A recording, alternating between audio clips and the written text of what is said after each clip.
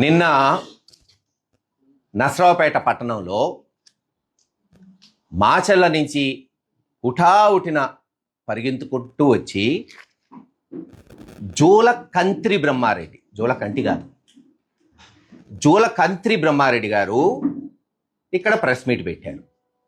వాస్తవమే, మేము ప్రత్యర్థులను కూడా గౌరవించే కుటుంబం మాది. మీరు కావాలంటే అంతకుముందు రోజు నా ప్రెస్ మీట్ చూడండి, బ్రహ్మారెడ్డి గారు అని పిలిచాను నేను. ఎవరైనా అంతే, ప్రత్యర్థులను అందరం గౌరవించుకుంటాం. కానీ మీరు నన్ను మాట అన్నాక నేను అనకపోతే తప్పది. పెద్దలు చెప్పారు, ఎవరికి ఏ భాషలో చెప్తే అర్థమవుతుందో ఆ భాషలోనే చెప్పాలరా, లేకపోతే అర్థం కాదని. అందుకే జూలకంత్రి బ్రహ్మారెడ్డి గారు అంటాడు, మహేష్ రెడ్డి నసరావుపేటలో 23 ఎకరాలు కబ్జా చేశాడు, అక్రమ డబ్బుతో కాంప్లెక్స్లు కడుతున్నాడు. ఏందా అసలు, ఉందా లేదా? అది Shri Kasu Raghavamma Brahmanandareddy junior college committee society. నేను పుట్టక ముందు బహుశా ఆ సంవత్సరంలో ఏర్పాటైంది. చట్టపరంగా ప్రభుత్వం నుంచి సుమారు 1,00,00,000 రూపాయలు ఆ రోజుల్లో 50 సంవత్సరాల క్రితం ఆ భూమి కొన్నారు.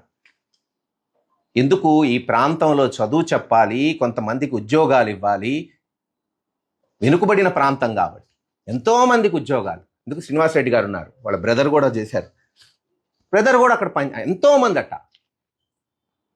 నేను అడుగుతున్నా ఒకటే, అప్పుడున్న బ్రహ్మానందరెడ్డి గారు, వెంగళరెడ్డి గారు నిజంగా గనక ఆస్తులు పోగు చేసుకోవాలి అనుకుంటే, వాళ్ళు పాపం రూపాయి కూడబెట్టుకున్న 1,00,00,000 రూపాయలు హైదరాబాద్ జూబ్లీహిల్స్ అందరికీ తెలుసు. హైదరాబాద్ జూబ్లీహిల్స్ ప్రారంభించింది కాసు బ్రహ్మానందరెడ్డి గారు ముఖ్యమంత్రి ఉన్నప్పుడు హౌసింగ్ కాలనీ. ఈరోజు చంద్రబాబు నాయుడు గారు హేమాహేమీలు అందరూ ఉంటారు, లేనోళ్ళు లేరు. మాకు తప్పితే గజం స్థలం కూడా లేదు మాకు, మళ్ళీ మొగమాటం ఎందుకు?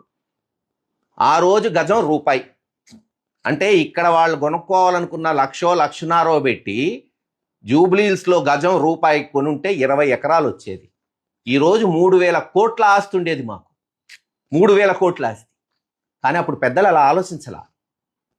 వాళ్ళు పుట్టిన గడ్డ, వాళ్ళకి ప్రేమ, ఆధార, అభిమానం ఇచ్చిన ప్రజలకు ఉపయోగపడాలని కాలేజ్ స్థాపించారు. Yes, aided college. కానీ ఎయిడెడ్ తీస్తూ పోయిందే ప్రభుత్వం. ఏ ప్రభుత్వం ఉన్నా, నేనేమి ఒక కాంగ్రెస్ ప్రభుత్వమో తెలుగుదేశమో వైఎస్ఆర్ అనట్లా, ఎయిడ్ని డిస్కంటిన్యూ చేస్తూ వచ్చారు. అప్పుడు కొంతమంది సూచన మేరకు మిగతా సొసైటీలు చాలా ఉన్నాయి. ఈరోజు మీరు పోయి ఏసీ కాలేజ్ చూడండి, హిందూ కాలేజ్ చూడండి, షాపులు కట్టి రెంట్కి ఇచ్చి ఆ రెంట్లతో జీతాలు ఇస్తున్నారు. తప్పేం లేదు, మేము అదే చేసాం. మేము ఎక్కడ ఇల్లీగల్గా చేయలేదే. లీగల్గా గవర్నమెంట్ జీవో ఇచ్చింది, 3.5 ఎకరాల్లో కమర్షియల్ చేసుకొని రెంట్లు తీసుకొని ఎడ్యుకేషన్కి వాడండి అని. సరే, అప్పుడు కొంతమంది తెలుగుదేశం నాయకులు హైకోర్టులో వేశారు. హైకోర్టులో గెలిచా, ఇదిగో హైకోర్టు ఆర్డరు. హైకోర్టు ఏం చెప్పింది? పూర్తి హక్కు ఉంది సొసైటీకి, వాళ్ళు కన్స్ట్రక్ట్ చేసుకొని కమర్షియల్ రెంట్లు తీసుకొని వాడుకోవచ్చు. మీరెవరు చెప్పడానికి? తెలుగుదేశం నాయకులు. అసలు జీవో అంటే తెలుసా? హైకోర్టు అంటే తెలుసా మీకు? బ్రహ్మారెడ్డి ఏమీ తెలీదు, ఏది పడితే అది మాట్లాడటం.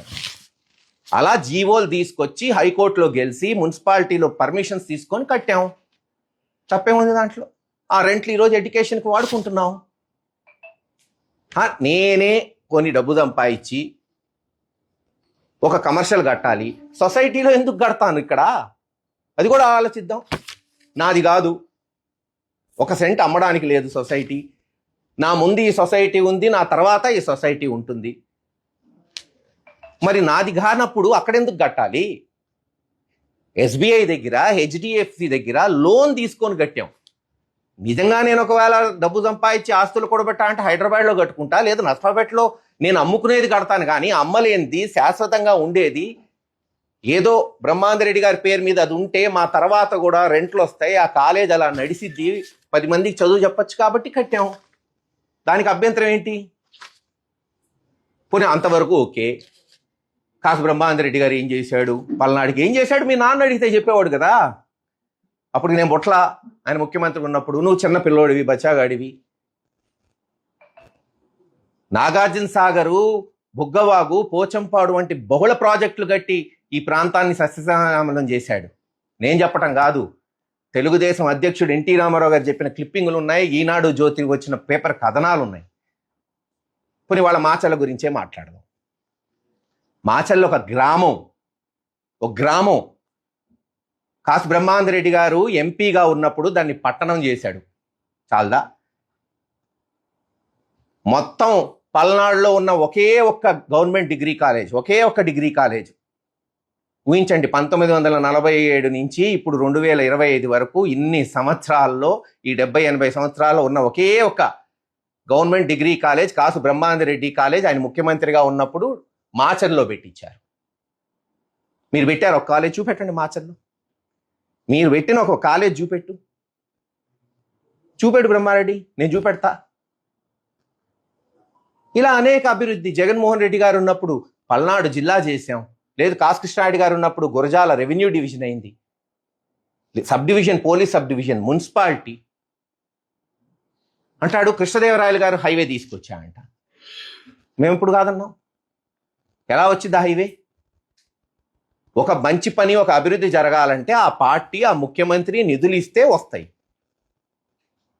నాగార్జున సాగర్ నుంచి దాచేపల్లి వరకు 400 కోట్ల హైవే నేను కృష్ణబాబు గారి దగ్గరికి పోయి 10 సార్లు తిరిగి కేంద్ర ప్రభుత్వం పెట్టే లిస్టులో కిందెక్కడో ఉంటే దాన్ని పేకి తెప్పించి, ఆయన పాపం ఏ మాటకు ఆ మాట చెప్పాలి, అక్కడ సెంట్రల్ గవర్నమెంట్ దగ్గరికి పోయినప్పుడు ఇది వెనుకబడిన ప్రాంతం అండి, శాంక్షన్ చేయండి అని ఆయన కూడా పాపం రికమెండ్ చేశాడు పర్సనల్గా పోయి. కృష్ణదేవరాయలు గారు ఆ రోజు మా పార్టీలో ఎంపీ. ఒకవేళ ఏమన్నా రికమెండ్ చేస్తే అది ఆ పార్టీకి సొంతం. అంటే పార్టీ మారినప్పుడల్లా వెళ్ళిపోతుంటాయా? నేను అడగండి కావాలంటే కృష్ణదేవరాయలు గారిని, నేను ఫోన్ చేసి, ఆయనకి తెలియదు లిస్ట్లో ఉందని కూడా. ఇలా సెంట్రల్ గవర్నమెంట్లో వచ్చింది, ఒకసారి మీరు కూడా చెప్పు బాసు అంటే, పోయి లిస్ట్లో ప్రప్రదంగా ఉంది, గవర్నమెంట్ బాగా రికమెండ్ చేసింది మహేష్, ఖచ్చితంగా అయిపోతుందిలే అన్నాడు. ఇంక దాంట్లో తప్పేంటి? మరి వైఎస్ఆర్ ప్రభుత్వం తెచ్చినట్టే కదా, అదేగా చెప్తుంది. మాట్లాడితే బహిరంగ చర్చకు వస్తాడా మహేష్ రెడ్డి? బహుశా నువ్వు చూడలేదేమో. లోకేష్ గారు వచ్చినప్పుడు ఎరపతినేని శ్రీనివాసరావు గారిని నేను ప్రతిపక్షంలో 2019 ముందు చెప్పా, 19 నుంచి 24 వరకు చెప్పా, ఈరోజు చెప్తున్నా మళ్ళీ. బహిరంగ చర్చకు కాసు మహేష్ రెడ్డి రెడీ. నువ్వు పిలువు బ్రహ్మారెడ్డి. మాచర్లో పెడతావా, మీ ఇంట్లో పెడతావా, వెల్దుర్తిలో పెడతావా? కాసు మహేష్ రెడ్డి ఒక్కడే వస్తాడు, లెక్కలతో వస్తాడు, లెక్కలు తేల్చుకొని పోతాడు. నువ్వు పెట్టాలా? పెట్టామనే నేను కోరుకుంటున్నా. రాష్ట్ర ప్రజలకు తెలియాలా బ్రహ్మానంద రెడ్డి గారు, రాజశేఖర రెడ్డి గారు, జగన్మోహన్ రెడ్డి గారు ముఖ్యమంత్రి ఉన్నప్పుడు ఈ ప్రాంతానికి ఏం జరిగింది, లేదు తెలుగుదేశంలో ఏం జరిగిందో తెలిసిపోతాయి కదా. పెట్టండి. నేను ఒక్కడనే వస్తా అంటున్నా. నేనేమి మంది మార్బలం 1000 మంది 10,000 మందిని తీసుకురాను. వస్తే చర్చ అవ్వదు, పోలీసులు ఆపుతారు. ఎందుకు చర్చకి జనం ఎందుకు? అటు నువ్వు, ఇటు నేను. పోనీ ఏబిఎన్ ఛానల్లో పెట్టండి, ఈటీవీలో పెట్టండి, TV9లో పెట్టండి, ఎన్టీవీలో పెట్టండి. దీనికి జనం ఎందుకు? చర్చించడానికి జనం ఎందుకు? అటొకడు ఇటొకడు ఎవరేం చేశారో చెప్తారు, ప్రజలకు వదిలేద్దాం, సింపుల్. మాట్లాడితే పిన్నెల్ని సపోర్ట్ చేస్తున్నాడు మహేష్ రెడ్డి. చేస్తామయ్యా, తప్పు చేయనప్పుడు. ఈ మర్డర్ కేసులో పిన్నెల్లి రామకృష్ణారెడ్డి గారికి సంబంధం లేదు, ఖచ్చితంగా లేదు. రేపు నిర్దోషిగా బయటకు వస్తాడు, అందుకే సపోర్ట్ చేస్తున్నాం పార్టీ అంతా. అదేమంటే ఆయన కాలంలో జరిగిన 7 మర్డర్లలో ఆయనకి సంబంధం లేదంట. సంబంధం ఉందా లేదా నాకు తెలియదు కదా. ఛార్జ్షీట్లో నీ పేరు పెట్టింది అప్పుడున్న తెలుగుదేశం ప్రభుత్వం. మరి ఎందుకు పెట్టారు చెప్పు? మీరే ఎమ్మెల్యే ఆ రోజున, మీ అమ్మ ఎమ్మెల్యే, తప్పు లేదు. మరి నీ పేరు ఎందుకు పెట్టారు? నీకు దాంట్లో ప్రమేయం లేకపోతే నిన్ను ఎందుకు అరెస్ట్ చేశారు? అరెస్ట్ చేయటం ఉంచు, ఇదిగో దేశం నుండి బ్రహ్మానందరెడ్డి సస్పెన్షన్. ఆ రోజున తెలుగుదేశం పార్టీ నుంచి నువ్వు మర్డర్ కేసులో ఉన్నావని సస్పెండ్ చేసింది ఆ పార్టీ. చేయకూడదు కదా, తప్పయ్యా. అన్యాయంగా ఆ రోజున కాంగ్రెస్ నాయకులు ఇరికిస్తున్నారని అనలా. ఆంజనేయులు ఎస్పీగా ఉంటే, చంద్రబాబు నాయుడు గారి ముఖ్యమంత్రి ఉంటే, ఇదే బ్రహ్మారెడ్డి గారిని తీసుకెళ్లి కౌన్సిలింగ్ చేశారు. పాపమని అన్నాం మేము ప్రత్యర్థులు అయినా, అన్యాయం ఇది తప్పని. మేమేమి బాగా కొట్టారని అల్లా, ఇప్పటికే అన్నాం, అంత చిల్లరోని కాదు. నువ్వే చెప్పుకున్నావు చాలా చోట్ల, అధికారం ఉన్న మమ్మల్నే కొట్టారు ఎస్పీ ఆఫీస్లో. మర్డర్ చేశారని అని మీరే అనుకున్నారు, నేనుగా చెప్తుంది. కానీ ఈరోజు తప్పుడు కేసు పెడుతుంటే దానికి మేము సమర్థిస్తున్నాం. మహేష్ రెడ్డి పార్టీ మారాడు, ఎవరు మారలేదు.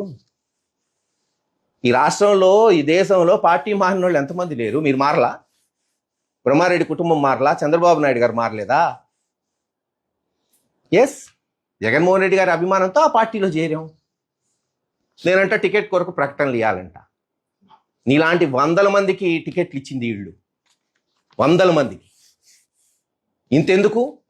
మీ నాన్న జోలకంటి నాగిరెడ్డి గారికి 1978లో ఆనాటి కాంగ్రెస్ పార్టీ రెండుగా చీలింది. ఇందిరా కాంగ్రెస్, కాంగ్రెస్ నేషనల్, అంటే national party. That is Brahmananda Reddy గారు కదా మీ నాన్నకి టికెట్ ఇచ్చింది 78లో నాగిరెడ్డి గారికి. అని ఓడిపోయి ఉండొచ్చు. ఓడిపోవటం ఏంది, రాజకీయాల్లో సర్వసాధారణం. చాలా పెద్ద పెద్ద హేమీలు ఇందిరాగాంధీ, ఎన్టీ రామారావు గారు, బ్రహ్మాందరెడ్డి గారు ఓడిపోయారు. ఉన్నతమైన వ్యక్తే నాగిరెడ్డి గారు, మేము ఎప్పుడు కాదనట్లేదే. మరి టికెట్ ఎవరు ఇచ్చారు మీకు ఆ రోజున? జగన్మోహన్ రెడ్డి గారు భారీ సభలో చెప్తున్నాడు, నా తమ్ముడు గురజాల్లో పోటీ చేస్తాడని. నేను పోయి పోటీ చేశా, సంతోషంగా ఉంది నాకు. మా టైంలో కూడా పల్నాడులో శాశ్వత పనులు, మెడికల్ కాలేజీలు, మున్సిపాలిటీలు, జాతీయ రహదారులు, బైపాస్ రోడ్లు, ప్రతి ఇంటికి తాగునీటి పథకాలు మా తరంలో మేము ఇది చేశాం. ఏదో బ్రహ్మాందరెడ్డి గారు నాగార్జున సాగర్ కట్టాడు, బుగ్గవాక్ కట్టాడు, కాసు కృష్ణారెడ్డి గారు అద్దంకి నార్కెట్పల్లి జాతీయ రహదారి తీసుకొచ్చాడు, డివిజన్లు చేశాడు అనేది కాదు. మా టైంలో చెప్పుకోవడానికి చేశాం. చేయండి, మీరు కూడా చేయండి. మీరేదో పార్టీ మారనట్టు 2014-19 ఎలక్షన్లో మీ అన్న శ్రీనివాసరెడ్డి గారి ద్వారా ఆ రోజు అయోధ్య రామిరెడ్డి గారిని, సుబ్బారెడ్డి గారికి చర్చకు పంపలేదా వైఎస్ఆర్ పార్టీలోకి వస్తానని? రామకృష్ణారెడ్డి గారు వాళ్ళు ఒప్పుకోలా. వెల్దుర్తిలో ఎందుకులే తలకాయ నొప్పులని. ఇది వాస్తవం కాదా? నిజం కాదా చెప్పు? ఏది పడితే అది. నీతివంతుగా ఉంటాడు, నీతిగా ఉన్నాడు. మరి నీతిగా ఉంటే 1.5 సంవత్సరంలో గుంటూరులో, వెల్దుర్తిలో 10 కోట్లు పెట్టి పెళ్ళట చేసావా బాబు? చెప్పు. ఇక్కడున్న మా అందరికి సంపాదిస్తాం, అలాగే సస్తనం అప్పులు తీర్చుకోలేక. ఆ కిటికేందో చెప్పు. 18 నెలల్లో 10 కోట్లు పెట్టి పెళ్లి చేసామంటే సామాన్యమా?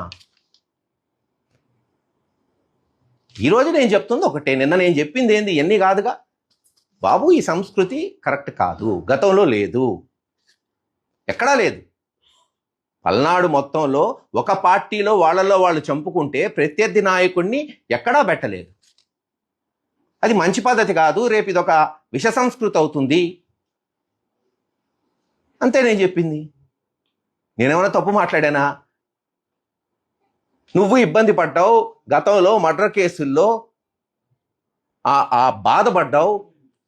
మనం బాధపడ్డాం కాబట్టి ఇంకోటికి ఆ బాధ కలిగించకుండా చెయ్యాలి. అది నాయకత్వం, పెద్దరికం. ఎప్పుడు ఇదే రాజకీయమా? రాజకీయం మారిస్తే కదా గొప్పతనం. ఆ మారు చూద్దాం రాజకీయం అని చెప్తున్నా, అంతే. వింటారా? సంతోషం, స్వాగతిస్తాం, సమర్థిస్తాం. ఇనరా? ఎవరి కర్మకి ఎవరు బాధ్యులు చెప్పు. ఎవరి కర్మైనా, నా కర్మైనా, ఆయన కర్మైనా, ఇంకోటి కర్మైనా, ఇది మటుకు శాశ్వతం కాదు పదవి. అది అందరికీ తెలిసిందే. ముఖ్యంగా రాజకీయ కుటుంబాలు వచ్చిన మా అందరికీ తెలీదా? ఏది ఏమైనా రామకృష్ణారెడ్డి, వెంకట్రామరెడ్డి కేసుల్లో, అన్యాయంగా పెట్టిన ఈ కేసులో ముఖ్యంగా కేవలం జిల్లాలో ఉన్న మేము నాయకులమే కాదు, జగన్మోహన్ రెడ్డి గారి దగ్గర నుంచి మారుమూల గ్రామంలో ప్రతి కార్యకర్త అండగా నిలబడతాం. మాకు చేతనైన విధంగా చట్టపరంగా మా పోరాటం కొనసాగిస్తామని తెలియజేస్తాం.